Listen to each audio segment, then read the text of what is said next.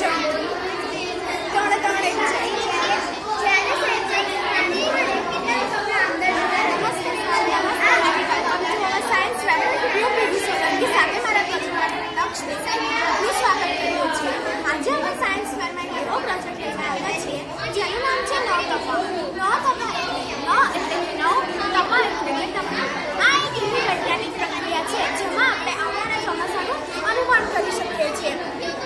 દર વર્ષે સૂર્ય નક્ષત્રમાં પ્રવેશ કરે છે.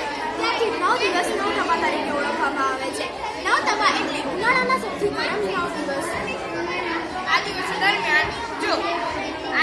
દરમિયાન સૂર્યના કિરણો સીધા જ પૃથ્વી પર આવી ઇન્ડિયા પર પડે છે.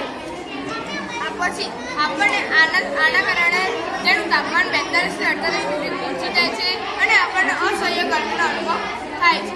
આ દિવસે સવાર લાંબો હોવાને કારણે પૃથ્વી સૂર્યની ગરમી પૂરેપૂરી લઈ શકે છે, પણ રાત મોટી હોવાને કારણે પૂરેપૂરી મૂવી કરી શકતી નથી.